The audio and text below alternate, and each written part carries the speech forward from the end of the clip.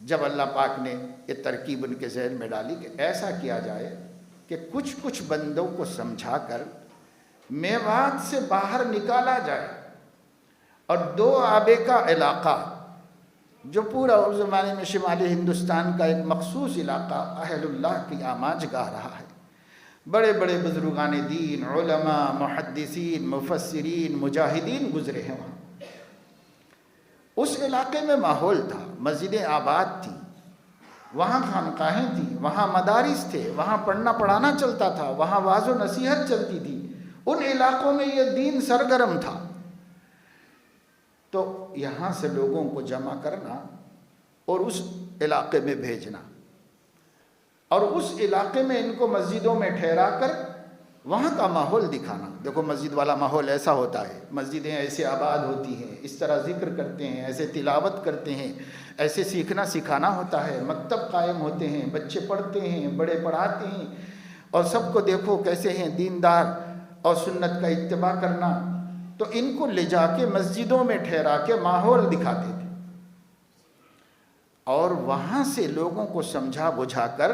ان ماحولوں میں سے پہلے سے دینی ماحول سیکھے ہوئے لوگوں کو،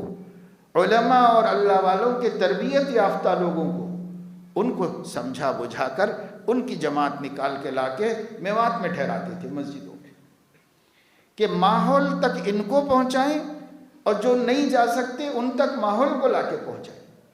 یہ دین دارانہ ماحول دکھانے کے لیے ان کو یہاں سے اٹھا کے وہاں پہنچایا،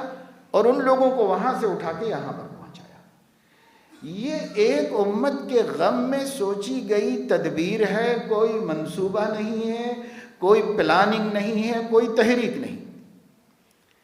ایک قوم کو ٹارگٹ کر کے ایک اللہ کا بندہ دن رات ایک کر رہا ہے، ہڈیاں سوکھ رہی ہیں اس کی ان کے پیچھے، بچپن سے بیمار آدمی، بچپن سے بیمار رہے وہ، عمر ساری بیماریوں میں گزری، لیکن ہے کہ اتنی بڑی اور اتنی اجٹ اور اتنی جاہل قوم کی ہدایت کا ایمان کا حوصلہ تھا، اللہ پر توکل و بھروسہ تھا۔ اسے لے کر یہ تدبیر بھی اللہ نے دل میں ڈالی، اور یہ تدبیر عملی درجے میں نہایت سیدھی سادی، آسان اور مفید ثابت ہے۔ جب یہ لوگ جا جا کے اس ماحول کو دیکھے تو ان کو احساس ہوا کہ اللہ اکبر، ہم اپنے کو کیسا مسلمان سمجھ رہے، مسلمان ایسے ہوتے ہیں، دیکھا ہی نہیں تھا ہم نے مسلمان۔ تب ان کی سمجھ میں آیا کہ مسلمان ایسے ہوتے ہیں۔ انہوں نے طے کیا کہ نہیں، ہم لوگوں کو جا کر اپنے محلوں میں اسلام کی محنت کرنی چاہیے، دین کی محنت کرنی چاہیے، اسلام کو زندہ کرنا چاہیے۔ ایسا ماحول ہمارے ہاں بھی ہونا۔ یہ کتنا نورانی ماحول ہے، یہ کتنا اچھا ماحول ہے۔ یہاں لوگ امام کی اتباع کرتے ہیں، علماء سے پوچھ کے زندگی گزارتے ہیں، حلال و حرام و جائز ناجائز کا احساس ہے ان کو، یہ نہیں کرنا یہ کرنا، یہ سنت ہے یہ بدعت ہے، ان کو سب پتہ ہے۔ ہم لوگوں کو کچھ بھی نہیں پتہ ہے، ہم کو تو یہ بھی نہیں پتہ ہے کہ یہ توحید ہے کہ شرک ہے، ایمان ہے کہ کفر ہے، یہ بھی نہیں پتہ ہے۔ یہ تدبیر جو اللہ نے دل میں ڈالی بڑی مؤثر اور کارگر تدبیر ثابت ہوئی۔ آج جو ہم دیکھتے ہیں نا کہ سب جماعتیں آتی ہیں، جماعتیں جاتی ہیں، جماعتیں آتی ہیں، جماعتیں جاتی ہیں،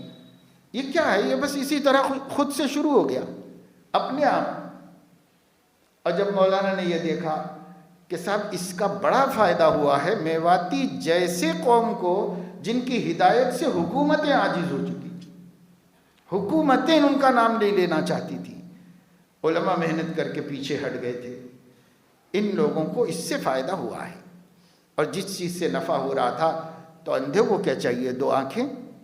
ایک ہدایت کے طالب کو جب ہدایت کا یہ راستہ آسان نظر آیا، بہتر دکھا، مناسب دکھا، اور شریعت و سنت میں کوئی اس سے ٹکراؤ نہیں ہے، یہ محنت ہے، جائز محنت ہے اور بڑی اچھی محنت ہے،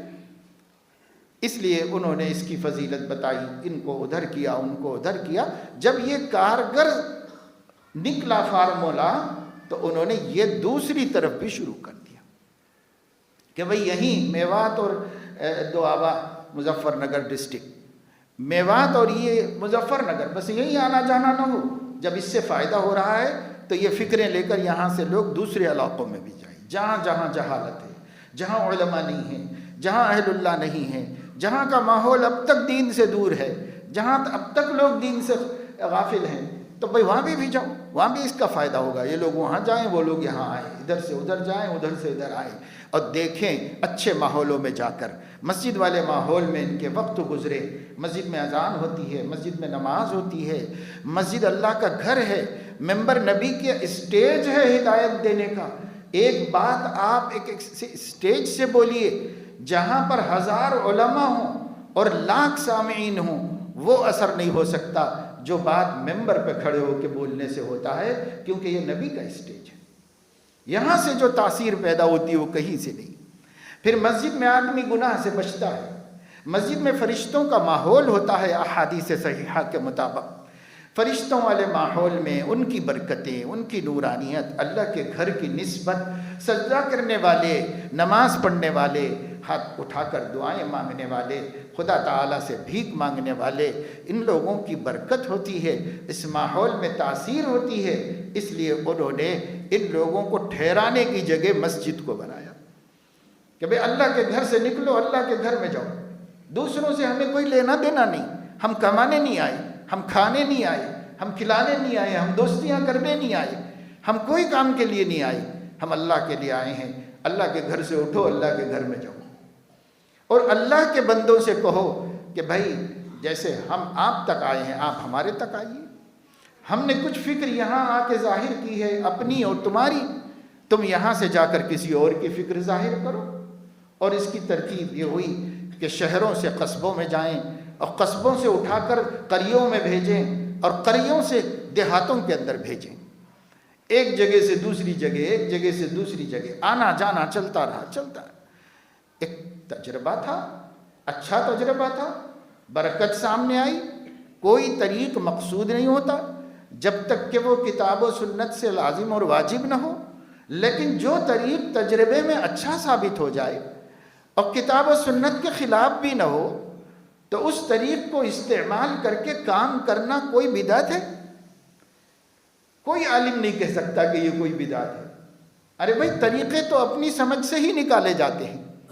اور وہ طریقے اتنی شرط ہے کہ کتاب و سنت کے خلاف نہ ہو۔ کتاب و سنت کے خلاف تو نہیں ہے، کوئی شریعت میں ایسا کرنا منع ہے کہ لوگوں کی ہدایت کے لیے جائیں اور لوگوں کو وہاں سے اٹھائیں دوسری جگہ بھیجیں۔ اگر ایسا ہو تو لوگوں کا جا کے خانقاہ میں تربیت پانا بھی بدعت ہے، لوگوں کا جا کے مدرسے میں تعلیم حاصل کرنا بھی بدعت ہے، اس لیے کہ یہ سب طریقے نبی کے زمانے میں تو تھے نہیں۔ تو کوئی نہیں کہتا جس کو علم ہو، جاہل کچھ بھی بولے، جاہل کے بولنے کا اعتبار کیا ہے؟ لیکن جو عالم ہے وہ نہیں کہتا کہ یہ غلط ہو رہا ہے، کوئی عالم نہیں کہتا، کوئی سمجھ والا نہیں کہتا، عقل والا بھی نہیں کہتا کہ بھائی اگر امت کی ہدایت کے لیے کوئی طریقے سے اچھا نتیجہ نکل رہا ہو اور وہ طریقہ گناہ نہ ہو، نیکی ہو، جائز ہو، مباح ہو، تو اس طریقے میں کیا حرج ہے؟ اس لیے کسی عالم نے ہندوستان میں اس محنت کی مخالفت نہیں۔ جو لوگ ان کے نظریے کے قائل نہیں تھے، یعنی فکری اختلاف رکھتے تھے، انہوں نے بھی اس کو دیکھ کر بڑا مؤثر کام کیا اور اس کی بڑی اپنی زبان قلم سے تعریف کی اور کہا کہ ہاں بھائی یہ کام تو واقعی بڑا مؤثر کام ہوا، اس سے بڑی بڑی تبدیلی آئی ہندوستانی مسلمانوں کے اندر۔ یہ وہ وقت تھا کہ تبھی ملک آزاد ہوا، یہ وہ وقت تھا کہ تبھی ملک تقسیم ہوا، یہ وہ وقت تھا جب ملک کے مسلم حکمرانوں کو ایک ایک کر کے ختم کیا گیا، مٹایا گیا، مسلمانوں میں یاس و نا امیدی اور مسلمانوں کے اندر نامرادی پیدا ہو گئی۔ لوگ ہجرت کر کے بھاگ جا رہے تھے جن کو ایمان و یقین نہیں تھا، اور جو لوگ ٹھہرے ہوئے تھے، مجبور تھے، پیسہ نہیں تھا، جا نہیں سکتے تھے کہیں، وہ غریب اپنے آپ کو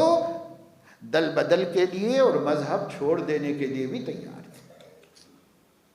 ارتداد ہو رہا تھا جاہلوں میں، کمزور لوگوں میں، راجستھان کی سرحدوں میں، پنجاب پورا کا پورا، اور پہاڑی علاقے نینی تال کے، اور سب جدھر دیکھو مسلمان اسلام چھوڑ کے ہندو بن رہے تھے، اس ڈر کے مارے کہ اگر اب بھی ہم مسلمان رہے تو ہمیں مارا جائے گا، کاٹا جائے گا۔ اور مظالم بھی ہوئے،